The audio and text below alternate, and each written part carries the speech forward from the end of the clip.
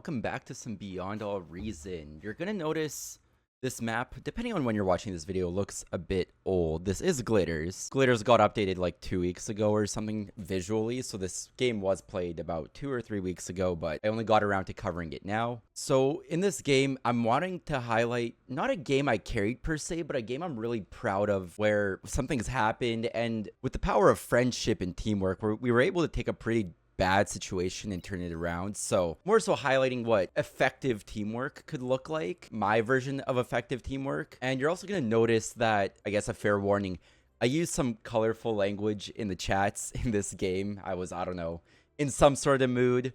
Probably just lost a couple of games and was really trying to win this one. So fair warning there. It's nothing crazy, but you know, we all have our days. So in this game, we're playing one of the two central positions. We're playing right here. We're also called Rainbow, and we're playing against their highest OS player, Mr. Joe 1818, who is 36 OS as of playing this, and we were sitting at 20. Couple key players on my team I want to shout out and point out: Ryan over here, Tricky J, and YYYY. But we'll get into why these three specifically were relevant to this video in just a bit. So we're just gonna play this out on our view and talk about kind of what we're doing, and then when we made some key decisions we might pause and talk about it a little bit. So start out with our standard opening. At the time I believe it was 2 max, 4 windmill, 1 max, and then winds and solars and whatnot. So starting with a tick, a couple of construction bots, going for pawns, mostly rocketeers, a couple maces for some dueling, and then centurions down the line. And I always like to get at least one Lazari out fairly early just to be able to suck up any metal around the map. Again, don't know if it's super optimal, but that's what I like to do. A little bit of a leak here. It doesn't get any damage done. Just going to clean that up with our commander, or whatever ends up cleaning this up. Commander shoots it. Perfect. So obviously we have a little scout going through, so we know where all the players are.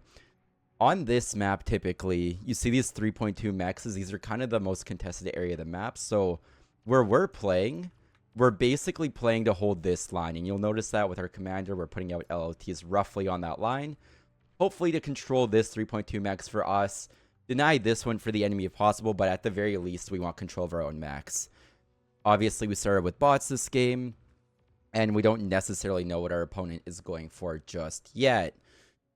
Not much else to talk about. You know, there's some things. This game was played a couple weeks ago. I've changed my play style slightly. I try and prioritize taking these other mechs a bit early, move my commander straight to the 3.2. I don't usually build with it anymore, but again, these are minutia that don't really matter right now. Like, this isn't an opening guide video per se, so we have our teammates doing some work, trying to find some leaks. Always appreciated. Canyon's holding great. Canyon's holding great. And Ryan here is actually doing some damage to blue. Again, I don't know if he actually takes any of these metal extractors out. But again, every little bit counts. Dragging him back, scouting that he went for vehicles. Always helpful, dragging green back. We're not really in a position to do much, especially because he's already up here drawing his defensive line. But again, a little bit of distraction never hurts when someone on your team's able to find that damage.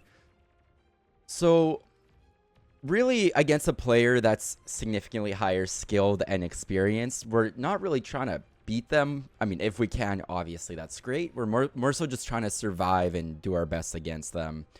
And right away, we're going to notice a very crucial point here of he is denying our 3.2 metal extractor with this twin guard. I'm not too sure what I'm...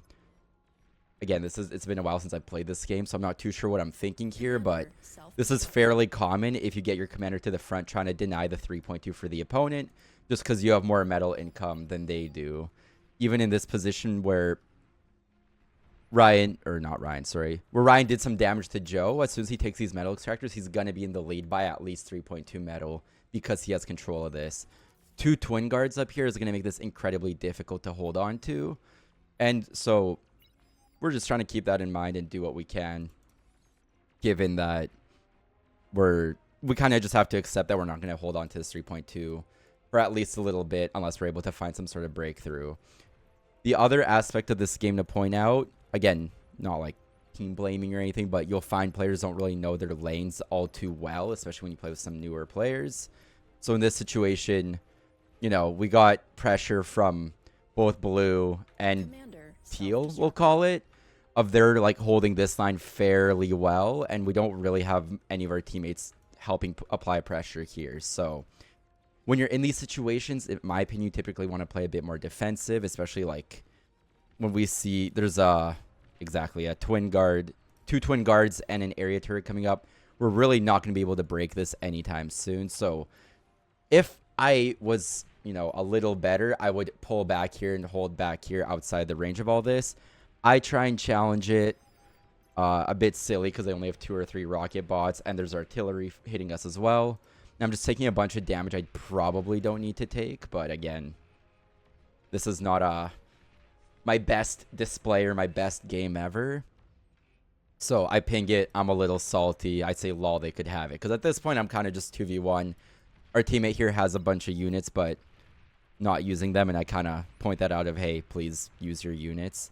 If nothing else, move them up to at least passively shoot things, not just stand and look pretty. So a little bit of a leak. Ryan cleans it up. Love to see that. Love a responsive teammate. I know, if nothing else, I got him next to me. He's already helping me out, doing some light damage, helping out when there's leaks. All my units, I'm not microing well at all. All my units are just kind of running back for the leak, but it is what it is. And so at this point, we're, you know, trying to get units out. We're just trying to scale slowly but surely. We got a couple construction bots. Always going to be trying to get our wind. Actually screwing it up by just having them boost. Eventually I realize, but again, not perfect play on my part by any means. So already out the gate, 7 minutes in, if we look at that initial line we drew of like being roughly there, we could see slowly, and you could really tell when you're playing, right? This is my team's view. When the line is moving towards you this way, you're probably losing. Having ground in this game is super important to be able to hold on to metal extractors, extract more metal. Ryan here is doing something of a comm bomb. Unsuccessful, just gets a solar. So that's even more metal the opponent's going to be able to suck up. So now we're kind of in a world of hurt. We got a jammer up just to stop the artillery temporarily, but as soon as spam starts coming in, the line's just going to keep moving up and hurting us.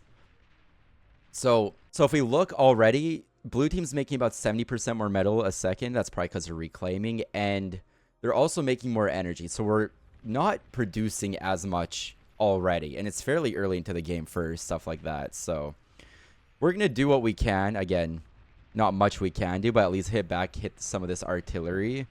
Pick off any units that might be, you know, a little too far forward. Try and damage the commander a little bit. Get some of our stuff degunned. It is what it is. Really, at this point, I'm just trying to hold on to this jammer for dear life. On the flip side, we finally got, or we have our tier 2 constructor coming at some point. So we're pumping out a couple constructors that are going to help him build our T2s. Here he is, actually. So we're trying to scale up our economy, hold on with whatever units we have. Trying to poke off this commander if possible. Played it a little sloppy. And if you notice right there, I was right inside the range of that, you know, area turret. So I lost my commander unnecessarily, realizing I made a mistake. Some colorful language there. And I immediately tell my team, I need help here ASAP. Reason being, there's 2,000 metal sitting right here, which is a lot.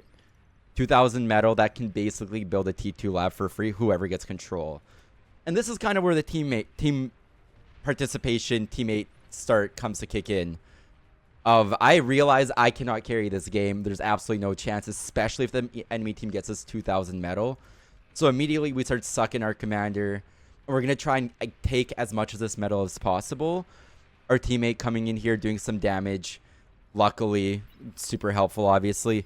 And I'm telling my team, like, we need this commander, but we can't because of this area turret. If we look at the range, any Lazari that enters is just going to die, right? So it's like, I'm telling my team about this, but there's not much we can do at this point in time. Our area turret also covers it, but as you see, any attempt to take it is going to be, you know, a bit, it's going to, you know, the Lazari or Grave Robbers are going to die. So kind of leave this in no man's land right now, but we have way, like, we have one Rocketeer here and a couple of defenses versus all these moving units, which are concerning, of course. And I'm looking at this, and I'm very grateful I have a couple beamers and an area turret up, but I'm pinging it. Like, I cannot hold this. if this leaks through, it might be GG. Ryan here, super awesome, super responsive, has a line of blitzes ready to go. Catch this leak if they were to push further. And they don't, so they just sit in my beamers and all that and take a lot of damage. Ryan cleans it up, and again, we have a lot of metal here. I pinged my teammate because he had, you know, all these units just sitting. They could have walked in and probably reduced the amount of damage I took, but it is what it is. I politely tell my team I am going through a hard time because at this point, I have no units. I have 3 Centurions, a rocket bot, nothing like... Nothing. Leaks are constantly pushing through me because all my defenses died. My units are slow. There's a lot of metal here the enemy's going to try and reclaim. Like, situation's dire. We don't really have a win condition, so to speak, right now. Ryan's got a lot of blitzes, which is great, and he's super responsive with them, which is even better. But, like, we are struggling. So at this point in time, I imagine I'm thinking, okay, pound for pound, there's absolutely no way I'm matching blue, especially because teal is helping him. What do I need to do? Or what can I do? And realistically, I tell my team to suck this. Not in a bad way, but in there's... How much metal is here? What? There's 2,000 metal right here, and we see we don't know this, but we could assume the enemy commander is sucking this, which is bad for us. That's just even more of a deficit that we're in. But realistically, what I'm trying to do is just eco up, get my tier 2s, get my fusion going, and hopefully try and get some tier 2 units that could fight back a little more efficiently. Again, Ryan, a saver, always reacting, always on top of it. There's a reason this guy's 43 OS. Commander's blowing up on the other side of the map. We're not too worried about that. We're struggling enough on our own. We're trying to figure this situation out. And so, really, again, part of scaling the eco, making sure T2 constructors always building fusions or metal extractors, and any metal on the ground. You know, I only have 1 Lazari, but this Lazari needs to be sucking all the time. You know, realistically, probably should have made 2 or 3 more, but I haven't. Switching to pawns just to be able to react to the leaks a bit better. You know, pawns like a slower blitz, so to speak. But yeah, we're not doing well. If we remember that line from, you know, the start, I mean, he's got a lot of defenses, and we can't even see past this. So it doesn't look like a lot, but realistically, our concern is the enemy could take all these metal extractors, and there's not much we could do about it. So having ground is super, super important. I think we should be transitioning into T2 shortly after this fusion. Again, don't remember precisely, but this is all to say, all I'm trying to point out is we are not in a great situation. We have some units. Our teammate has some units. It's all T1. We're going to try and poke holes, pick off any free units we can, but when you've got, like, whatever this is, 12 brutes right on you, it's, you know, just pull back. We're not winning that fight. So, poke and prod. Tech player delivering a fat boy. Super grateful for that. Shout out to Don Killa J. Actually, not to us, but a tech that delivers fat boys is a tech you want to have on your team. Notably, this is before the the season 3 changes, so fat boys are still quite strong in this patch. And they will come, you know, we'll come to realize it later. You know, I'm not trying to be annoying by spam pinging. It's more so just making my team aware, because if for example, if these brutes, I believe they're called, if they, like, zip around this way and I don't react and Ryan doesn't react, like, this is game ending if it gets into our backline. So I'm just pinging it, making sure, like, we have eyes on this at all times, because I have no LLTs, no commander, no constructor. Again, mistakes on my part. I'm not taking my metal extractors back and so on, but again, not very optimal play on my end. Finally, we get the tier 2 lab up. We have a couple converters. We have a fusion reactor. So our economy is doing okay. We're at 80, where if we compare it to the enemy, he's at, 80 metal per second versus our opponent's at 47, apparently. So we might be doing better economically. We are, because he actually didn't upgrade his metal extractors. So no one's perfect, obviously, but we don't know that. And he's just pumping T1. So he's prioritizing trying to get a bunch of units to try and win the game, I'm assuming, where we're prioritizing our economy, trying to get higher tier units. We're pushing out a fat boy. So as soon as we hit tier 2, we don't see any enemy tier 2. And we're under the assumption we might even have the lead potentially. We don't want to be too risky. Our entire strategy is now going to revolve around this Fat Boy and trying to break through some of these defenses. And again, we're just hoping these brutes don't push through or do anything crazy. We're doing all right. Our teammates happy that they have a Fat Boy, which just got eviscerated. It is what it is. Don Killer J giving us a Fat Boy. So now we have the one we made and the one our tech player made. So 2 Fat Boys against 0 tier 2 is going to always do really, really well unless there's like mass ticks or whatever. And again, part of that whole communication aspect, we have the Fat Boy. I ask my teammate, can you transport it? What? Not too sure what just happened there.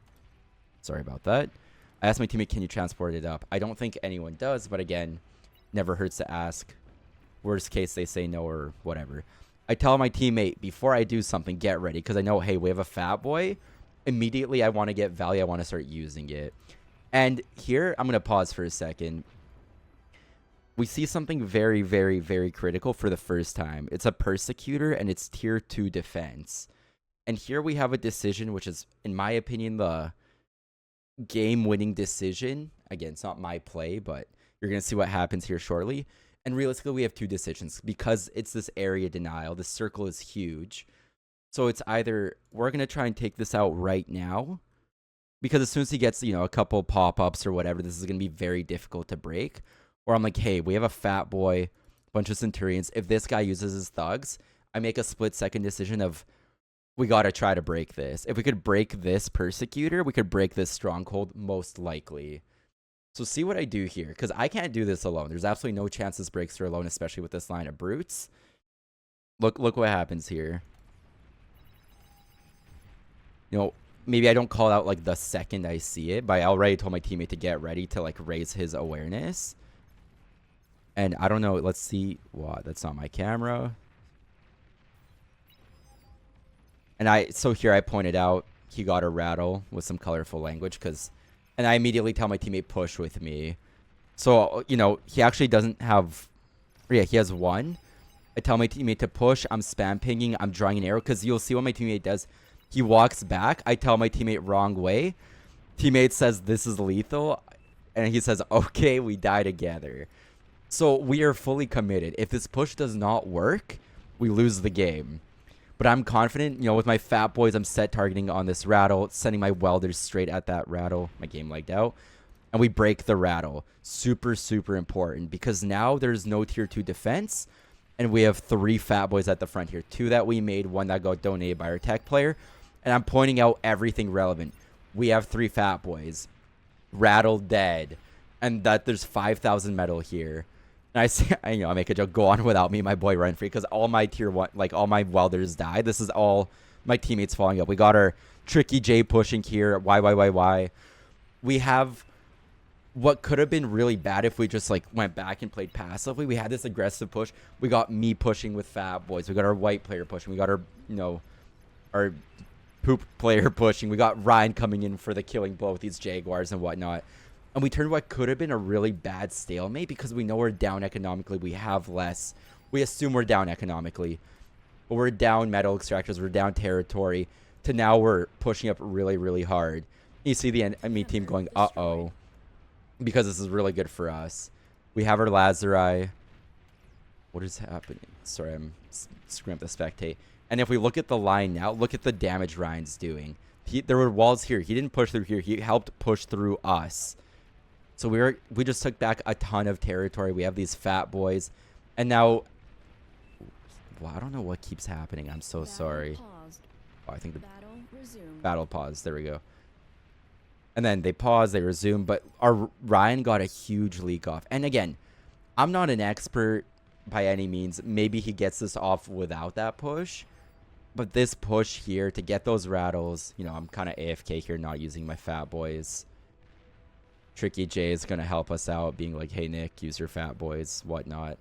So we just did a ton of damage to the enemy because we had that really strong push. And again, I couldn't do it alone. I told the teammate, get ready. It just so happened that tier 2, you know, maybe I would have delayed that push a bit longer, but I saw that Persecutor, called it a rattle, and I was like, we got to go. Tricky J was like, no, that thing is lethal. I'm like, we got this. Let's ship it. And it was the combination of myself, this player, and this player, all pushing through the same corridor breaking through that pork, and we could just play this out at a bit faster speed. There isn't much else to this game. We could watch it from our team's perspective, but it's a teamwork, correction. It's a teamwork that really helped us win this game. If it was just us trying to like 1v1 our blue opponent, we would have never broken that Persecutor.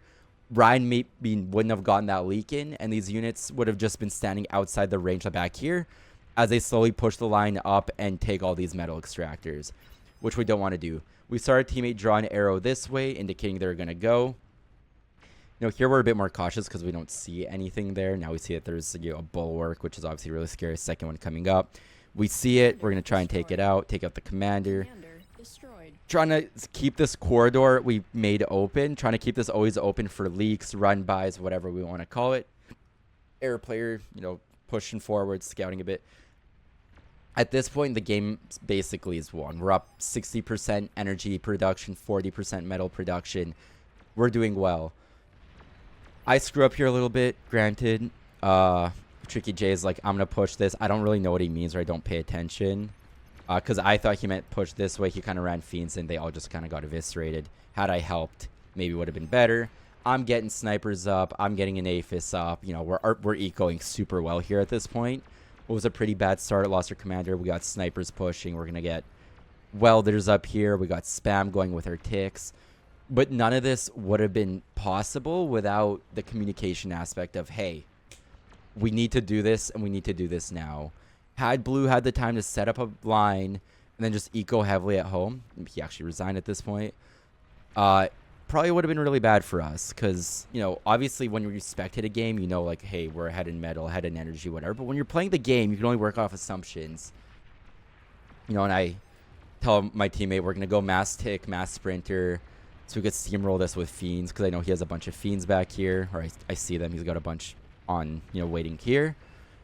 And then our YYYY says I'm coming. So it's just a lot of teamwork. And, Ryan's just an absolute beast, getting his own run-bys on the other side of the map, doing work. But it's, I feel like very recently, and just in general, you play this game and everyone's kind of playing their own mini 1v1. You'll have some teamwork to like defend run-bys, but you never really have coordinated team pushes, which is something I would like to see a lot more of, especially because they're so powerful. That one player, like that blue player, for example, was stronger than me one-on-one. But if we look at it from the perspective of 1v3, 1v4, he doesn't stand a chance despite having a tier 2 defense up, right? So everything's going to start falling like dominoes. We're just going to play it at the highest speed possible. At this point, the game, when you have Jaguars and snipers and sprinters and welders all in your bases, the game is over. At this point, people are going to start playing the blame game of who's trolling and whatnot. But again, I digress.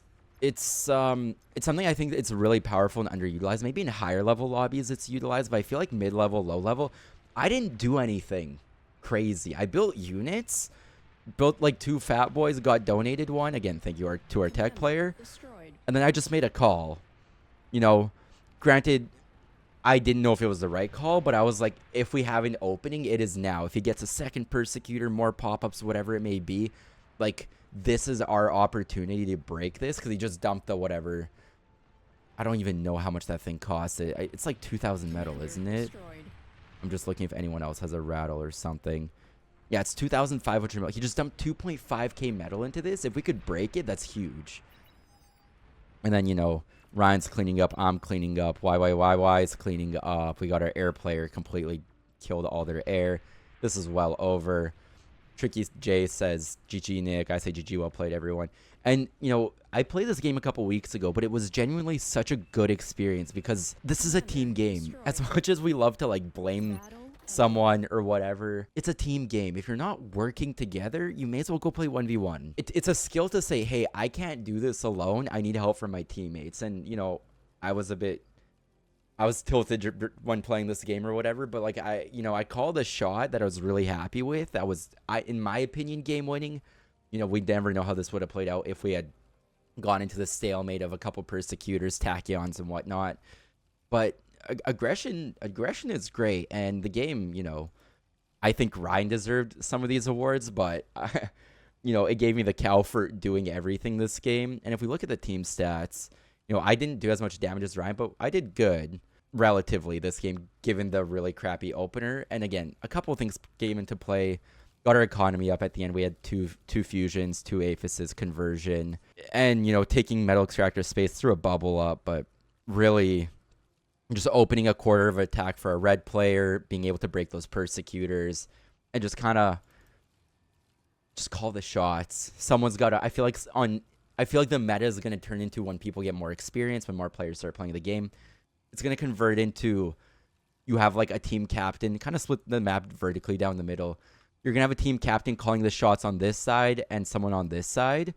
And I feel like despite the enemy being higher skill, perhaps, you know, one player could never beat two or three. So working together whenever possible is always going to lead to good results. So again, not the prettiest game. It was a kind of a tilter of a game until things started turning our way. But something I want to highlight, because I feel like a lot of people are highlighting their, you know, secret opening or cool strats, but teamwork is underrated. Teamwork is really, really strong in this game. So let me know your thoughts on this video. Kind of a different one, but I really wanted to cover this game and point that out. And yeah, hopefully if you got nothing else from this video, just try working with your teammates a little better. Some people are going to be more receptive, some people are going to be less, but never hurts to try. Anyways, that's all I got. Thanks for watching. If you made it this far, consider dropping a sub and dropping a like, leaving a comment if you want, if you have anything to say. I would super appreciate it. It will help me put more videos out there, and let me know what else you want to see. You have a great day. Talk to you in the next one. Peace.